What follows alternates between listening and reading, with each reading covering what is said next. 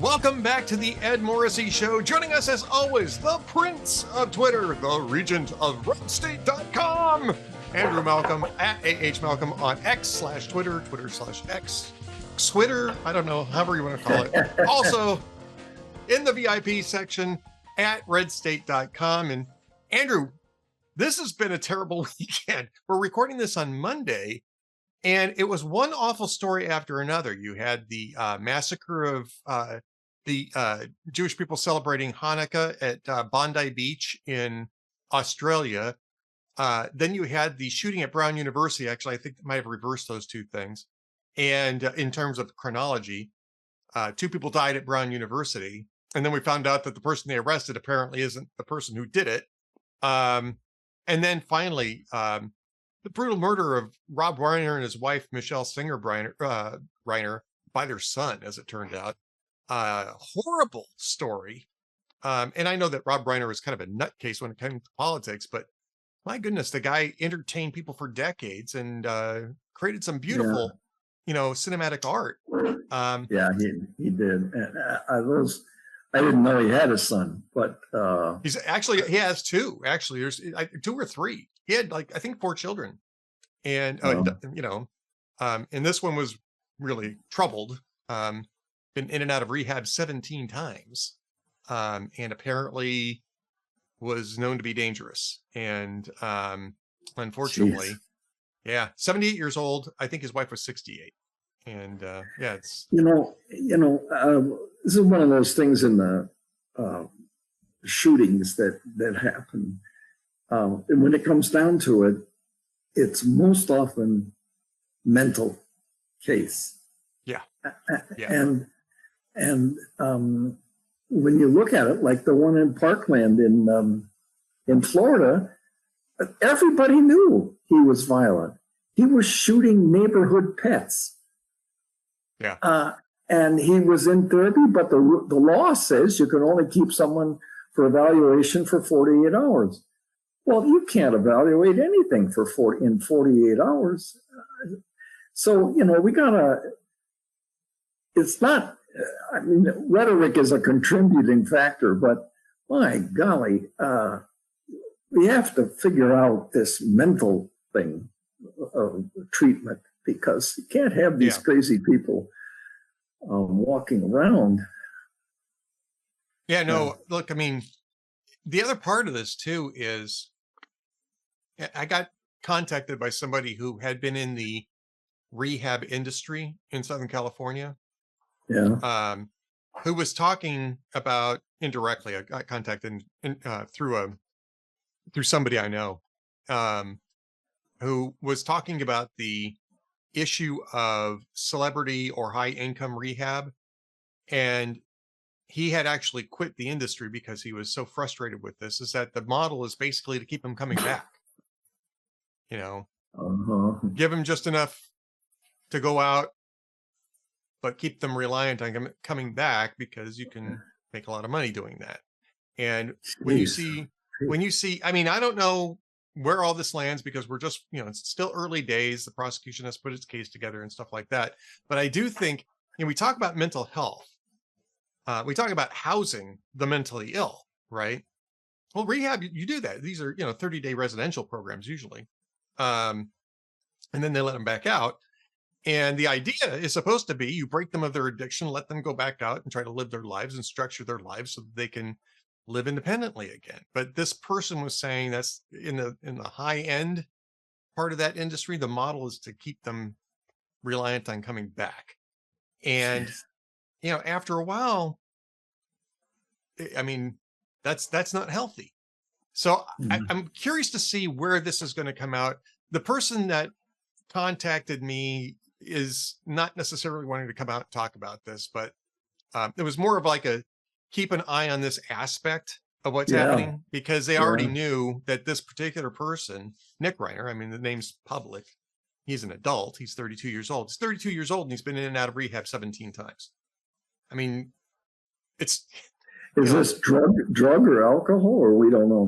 Well, it's substance addiction. So it could be both. It could be either. drugs, I would imagine, 17 times through rehab. It'd have to be probably drugs at this point in time. But, it's really sad because it was his daughter that found them. And his daughter told the police, hey, there's only really one person who would have done this, and it's my brother. And explained that he was a dangerous guy. Jeez. Yeah. Yeah, it's just terrible. And I know that a lot of people on our side of the aisle, and Donald Trump kind of went off on Rob Reiner. Yeah, and I understand why. But yeah, it was really unnecessary. I mean, once you're gone, especially if you're, just wish his family, just let it go. Family. Yeah. Just let it go, right? He kind of did the same thing with John McCain too. After John McCain died, he kept trying to trash John McCain. That's not helpful. It just isn't. And I found that disappointing because at that point you can say, look, he's being judged by somebody else now. Whatever we have to say about him isn't important. And so you look at the work that the person leaves behind. And sometimes when people leave behind, they leave behind really nasty stuff that they did. But in Rob Reiner's case, there's a lot of art there that people really enjoyed and will continue to enjoy, right? Yeah. Hopefully. Yeah, absolutely. The whole thing is a tragedy, especially these things seem to happen a lot at the holiday time. Pressures, I guess. Yeah, I think you're right. The pressure, people just snap. And apparently, according to the Los Angeles Times, your former digs, yes, they were both at the three of them, because his wife, Rob Reiner's wife was there as well. The three of them were at a party at Conan O'Brien's house, and a dispute started there. And people were saying that Nick Reiner was acting strangely at the party. And apparently they all went back to the house. They all must have gone back to the house, and it escalated one way or another. We'll know more when the indictment is presented in court, which might be today. Actually, we're talking on Monday. But it was, the three of these things. And I'm not even bringing this up to talk about media coverage, because I think the media coverage was actually not bad on all three of these things. It was pretty straightforward stuff. It was chilling. I saw the video of the Australia shooting, and you could hear the sirens in the background, and then the two of them shooting, and then one of them gets shot. And but that didn't affect the father. Or if it was the father, it was the biggest one. He just kept on shooting. He didn't get down to help the son. Well, and it was this actually is more of a story in terms of policy response, right? And I thought Australia banned guns too. Yeah. Well, they did. They confiscated the guns. You have to belong to a shooting club or a hunting club, and you have to get a huge background check and all of this. And it turns out that the son of the guy who owned the firearms was known to have connections to people who were terrorists. The Australian counterterrorism, agency had investigated him, but they couldn't connect him to any plot, right? But nobody thought to talk about the gun licenses that they granted the father. He had licenses for 6 of these guns. They're all licensed, right? Now they're stripping Australians of their guns. They're leaving them in the hands of somebody who was connected, exactly directly right. to terrorism. And Anthony Albanese's the PM, right? He's the Prime Minister of Australia. He gets on television late yesterday or early today, because it's Australia, it's the other side of the world, so it could have been either one of those, and says, well, we're looking into all of this, and we're going to have to address the security concerns. We need to increase gun control, and of course, and says that the threats of for security are anti-Semitism, which is accurate as far as it goes, and right-wing extremism. These guys were Islamists. It's pretty clear where the threat was, and it was. I don't understand. The evidence is so overpowering. I mean, even in the New York election, never again, remember? It's so overpowering, and everybody dodges the Islamic part of it. Well, I that don't brings get us to your commentary. It's the reason why I bring it up, right? Brings us to your Yeah. commentary. This is before any of this happened. You were talking about Mamdani being elected mayor and the upcoming 25th anniversary of 9/11. And that raises questions as to how New York is going to commemorate that anniversary.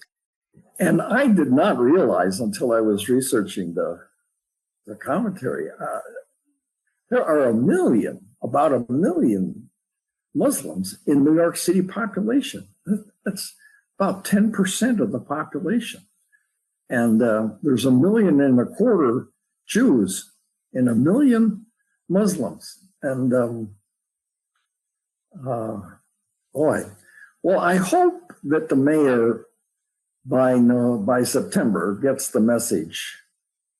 I doubt it, but I mean, he's called for a global intifada and other extreme things. So, but I would hope that he would come around and commemorate rather than celebrate 9/11. Well, this is what globalize the intifada is. This is exactly what it is. This is what globalizing the intifada looks like, is shooting Jews on a beach when they're celebrating Hanukkah, right? That's what the intifada is. The intifada is a armed terrorist uprising against Jews. And when people chant globalize the intifada, this is exactly what they're talking about. And everyone's, oh, well, that's not what we mean. Of course it's what you mean. That's what the intifada is. That's what, it's not, I don't care about the religion, but it's not a religion of tolerance. I think we have to be more aware of that, especially if we're letting into the country end up with the European model of Christmas market attacks and so forth. Yep. Yeah. I mean, this is, it's so frustrating. Well, tell us a little bit more about your commentary. This is your 5-minute commentary, right? On 9/11. Yeah. It's an audio last Thursday. And I was just troubled by the fact that New York, well, I mean, it can't be blindly elect the man, but this is what happens. You don't, in elections, it happened in Germany in the 30s. You're not addressing the people who are running, who have been running. You're addressing, you're not addressing the dissatisfaction of the people in office. And so you turn to an alternative without really addressing it. And that's what the Democrats did in 2020. Remember, 70% in the polls said they were not voting for Biden. They were voting against Trump. And when you're voting against something, you tend not to examine what you end up voting for. It happened with Jimmy Carter in 1976, to a much worse extent in Germany in the 30s. And you elect a seemingly benign or more acceptable alternative, and then you end up in big, big trouble. And you can't imagine that New Yorkers would think seriously about Mamdani and elect him. Instead, they were voting, saying, "Well, Curtis Sliwa and Cuomo, I don't want them." Well, you're going to end up with something worse. Of course, this is all in advance, but it's pretty judicious advance concern. I mean, the man he's not talking about it a whole lot now, but want to abolish the police and globalize the intifada. It's that should be a pretty good warning. And this is part of the thing too, right? And this is something that I brought up in my post yesterday, as a VIP post, is that they disarmed the citizenry in Australia and it made the police soft. And what happened in this instance is that the police hid. while the shooting was going on. They didn't actually intervene until the Good Samaritan, his name is Ahmed Al-Ahmed, actually, leaped into action, took one of the guns away from, or took the gun away from one of the terrorists, and he got shot twice in doing so. He's apparently going to make it. But that's when the police finally engaged. That's when they finally started shooting at these guys. And it shouldn't, it was 20 minutes. One of the people that were on the beach was saying this was going on for 20 minutes, and you could see the police, they just didn't do anything. They froze. And same thing in Las Vegas, if you think about it. Of course, they weren't exactly sure where he was in Las Vegas, but right, yeah, that was deadly. Yeah, you just wish that. Well, I'm sorry. That's just so sad. I'm sorry. I think it's so sad. Yeah, it is. It's really sad, but it's infuriating at the same time. Which is, they've stripped their people of the ability to defend themselves, and then they won't defend them, and then they won't even name what was going on by saying, instead they're talking about anti-Semitism as though it's some sort of bigotry in and of itself, when it's very specific what this is. And talking about right-wing extremists, which had nothing to do with this, but it's very convenient for the left-wing government in Australia to cite this. And it's so frustrating and it's so infuriating. And yet Albanese's probably never going to be held accountable for this. And to be fair, the disarming took place years before Albanese was prime minister, but it's that establishment that decided that Australians shouldn't be trusted to defend themselves. Right. Yeah. It's tragic. I don't know what to say except tragic. You feel so frustrated, and yet it's going to happen again, and to keep on happening, and the individual who may be held accountable, hopefully they end up dead, but the people that allow it to happen, like the judges who say, well, like the stabber in Charlotte, a poor woman, a refugee building her new life in America, riding home from a night shift on the streetcar, and it's the same thing. He was, 12 or 14 times. The judge let him out. He says it was 14 convictions, right? And we're not talking arrests; we're talking convictions. 14 convictions. Yeah, and that's breaking and entering and violence. And what was I going to say? But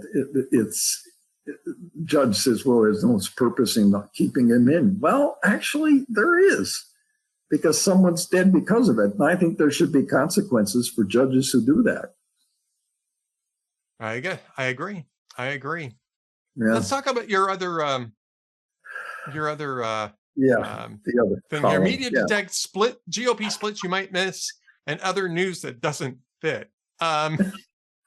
It's always a Republicans, with the exception of the Washington Post last week, which actually had a Dems in disarray, story. It's always the Republicans in disarray, Republicans pouncing, Republicans seizing. And look, I mean, governance is like that. You're going to have friction between factions. Democrats, it's true with Democrats too, but at least until recently, the media would report on Democrats going through those factional disputes, or if they did, it was, it was watered down. But there's a bigger problem for media, and you and I talk about this quite a bit. The problem is that the media has become basically a propaganda arm of the left, and it's being held accountable in a business sense, but people are still consuming it, right? And so that media, because of its narrative favoring Democrats, they didn't choose to really dig into the fact that we had a mentally incompetent president. They didn't pursue the scandal until their own books came out. They end up writing books about the scandal that they didn't cover as to make money off of that. They didn't pursue the that. Now It Can Be Told genre. We were calling it the Now It Can Be Told genre. Yeah, exactly. And so they have not held Democrats accountable for the fact that, what is it now, 13 months after their disastrous election, an attempt to cover up Biden, the party is still in disarray. The Democrats are still in disarray. Now, that's unusual. Okay, parties suffer and they're hurt and they're damaged after a bad election. Republicans were damaged after 1964, really, really seriously spanked. But 2 years later, they had, in the midterms, they took over, did really well. And 2 years after that, they started winning 5 out of the next 6 presidential elections. Democrats haven't done anything. Now they have, coincidentally, won some special elections, and the media will choose to cover that as if it's an oncoming wave. But the party is not offering any, they're so old, they're not offering any alternative, any fresh ideas. It's all Trump is bad, Trump is bad, Trump is bad. And once again, I fear some voters are turning to, we don't like some of the things Trump is doing, so let's elect Democrats who don't know what they're doing. And we'll end up with clowns. It's like the clown car. That was my favorite act when I went to circuses as a kid. The Volkswagen would come out and 17 clowns would get out of it. And you go, wait a minute, how do they do that? And that's the Democrat Party now. Off the subject. If you like the clown car, did you ever see the movie To Be or Not to Be with Mel Brooks and Anne Bancroft? I think it's the only movie that they co-starred in where they both were playing significant roles. Yeah, I know of it, but I don't remember it. I think you'd enjoy it. It's very broad comedy, right?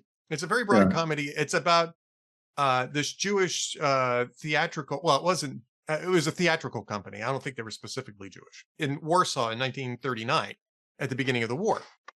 And there's a lot of fun parts to this movie. It's, like I said, a very broad comedy, right? So it's not a satire in the sense that it's not dry humor. It's all very broad humor. And they need to get people out of Poland who, there's a war hero. There are some Jews that they've got to get out. There's some other people that the Nazis are looking for, and they got to get them out. And what they decide to do is they decide to stage this, the theater is allowed to be reopened through this whole series of things. And they decided to do a clown car, and they dress them all up like clowns. So they all climb into the clown car and they all disappear. and it's a great little scene. It's actually a really good movie. Yeah. It has one of my favorite lines from movies everywhere. And, people found out where I live now that what I do for a living. Right. And so sometimes I'm on the radio, and we have a couple friends who are very excited when they hear me on the radio, which is very sweet. Right. And to me, it's like, okay, that's fine. And so one likes to make a big deal. And so I will usually say something that is a direct quote from this movie, To Be or Not to Be by Mel Brooks. And it's this one line that keeps coming up because Mel Brooks plays this really egotistical, leader of the theatrical troupe, right? And his wife, played by Anne Bancroft, says, "You've never heard of Bronski? He's world famous in Poland." So when people do that, I will say, "I'm world famous in Poland." And I don't think anybody gets that joke, but it's a great movie. I have heard that line. I have heard that line. I'm world famous in Poland. Actually, I'd be happy if I was world famous in Poland. I don't think I am, but it'd be actually kind of funny if I was. But yeah, the clown car thing, I think, is a great analogy for what's going on with Democrats. I love that you are hitting on this in at the media detects GOP splits. And part of this is just the media not covering the news as news, right? They talk about affordability. Rent prices are going down. Dairy prices have come down an awful lot. Gas prices are coming down. And gas prices are coming down because of supply. Not because of a lack of demand, right? When we shut down for the pandemic, gas prices collapsed basically because there was no demand. Nobody was driving anywhere. So we had a glut of supply. This time the demand is steady, but because we're boosting supplies, especially in terms of futures, the prices are relatively stable now and have come down quite a bit.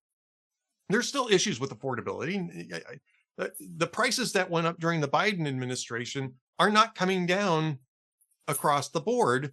But then again, you don't really want deflation either. And I don't know if you've seen this, Andrew, but have you seen there's a couple of Senate Democrats. I want to say Klobuchar and was it Van Hollen or was it Murphy? It may have been Murphy.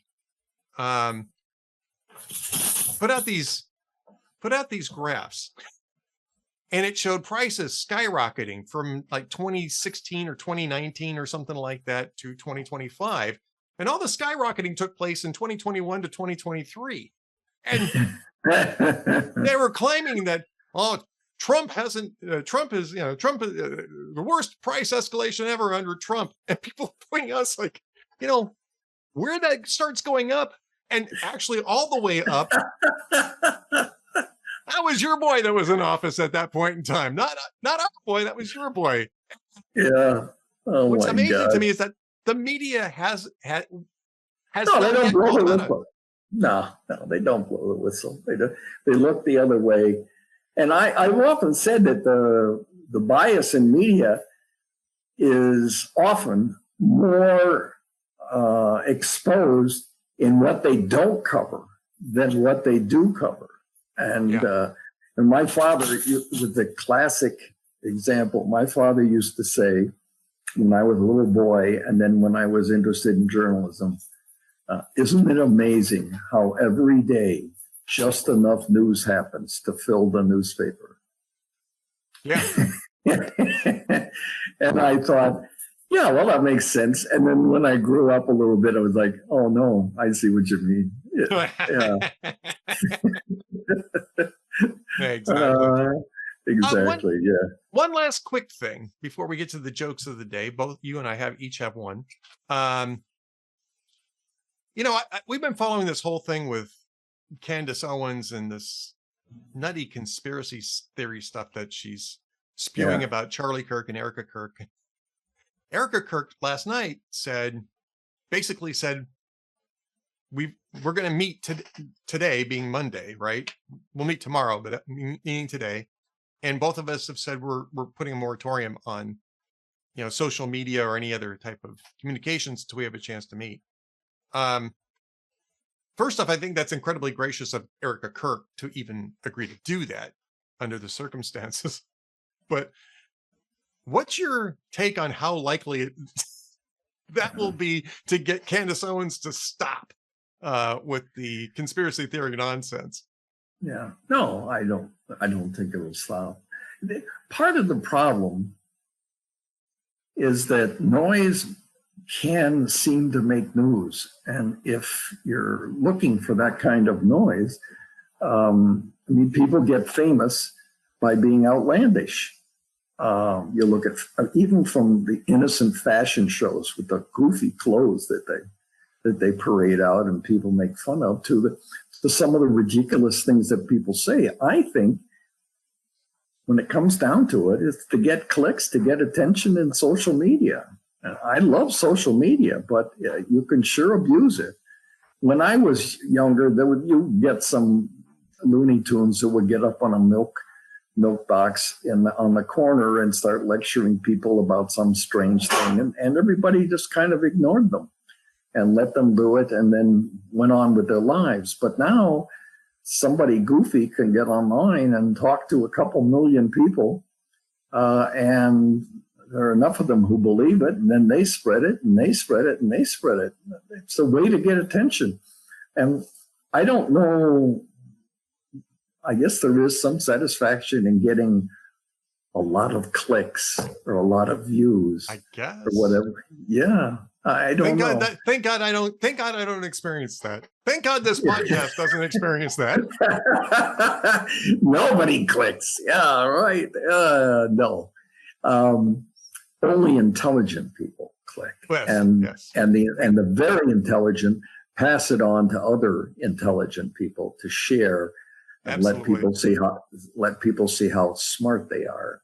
It's a form of online bragging, I think. I think so too. I think we're curating an intelligent audience as opposed to Yes, we are. As opposed to a we're not exploiting. We're not exploiting. I was at a conference one time on blogging, and they were talking about how to attract more clicks, and I said, put the word boobs in every headline, and that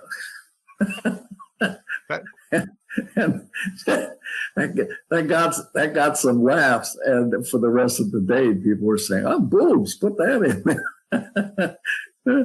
Well, I mean, there is some Jazz. Jazz used to cover the free the nipple debate. Yeah. Rest in peace, Jazz, my friend. Rest in peace. He used to really think that was funny because he knew that he was going to get a lot of clicks, and it was, I mean, he was legitimately commenting on it. He was legitimately interested in the debate as to whether or not it was sex discrimination to bar women from baring their chests in public if men could do it. And I'm like, dude, I think there's a difference. He goes, well, we're exploring that. He's funny. It's a debate. It's a debate. Let's have the debate, though. It's like, okay. But there are parts of the world. There are parts of the world where the provocative thing is the butt, and they actually on the street they sell what would you call them? Butt falsies, to enhance the size of the butt. So prosthetics, I guess. I guess you could call them prosthetics, but Anyway, this is our. I got to put boobs in the headline for this podcast. That's right. Now. Boobs, get them here. Yeah, right. I think I'd get a strongly worded memo from the Home Office if I tried to put boobs in the.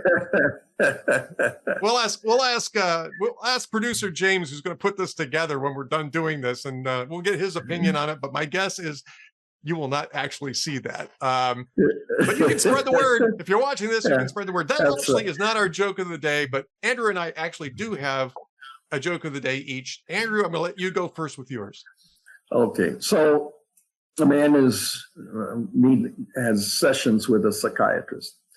And at the end of the session, she says to him, all right, I want you to write a letter to everyone in your life who has ever wronged you, and then throw them in the fire. And the patient says, okay, yeah, I can do that. But what do I do with the letters?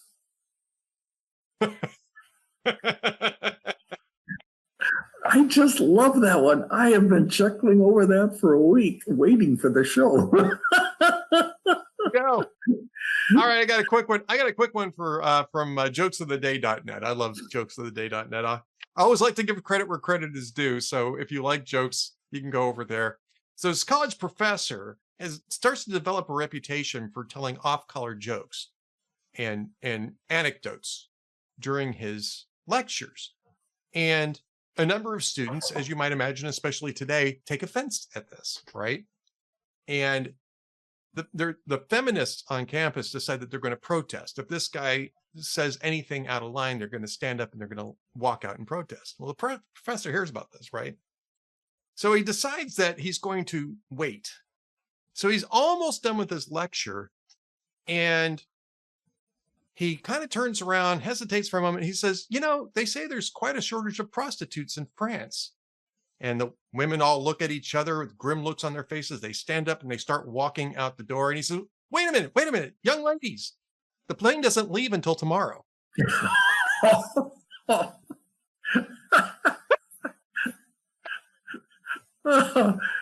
Oh yeah, that would get a protest. Yeah, that would probably get you fired. You'd have to be tenured in order to get away with that one, I think. Our friends in academia can tell us whether or not that would play well. But maybe all he had to say was boobs. I don't know, That's right. Yeah, there you go. All right. Well, all right. we're just a couple of boobs doing this every single week. We have fun after all these years. We still have fun with this stuff, man. And it should be. This should be fun. It shouldn't be nutty, or it should be fun nutty, not like psychotic nutty. That's right. And but also talking about real issues, which we've done. And we have a good time. And if you want to have a good time, join us here every week, except for holiday weeks, which is coming up. But we'll be back next week. We won't be back the week after that, because that is going to be between Christmas and New Year's, and nobody's really working normal schedules. But we will be back the week after that. So we'll have a 1 week hiatus this year.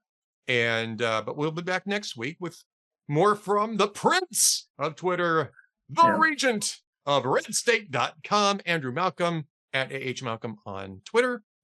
Andrew, until then, we'll talk soon. Thank you, everybody. Thank you, Ed. And when you think about it, let me know what I should do with the letters.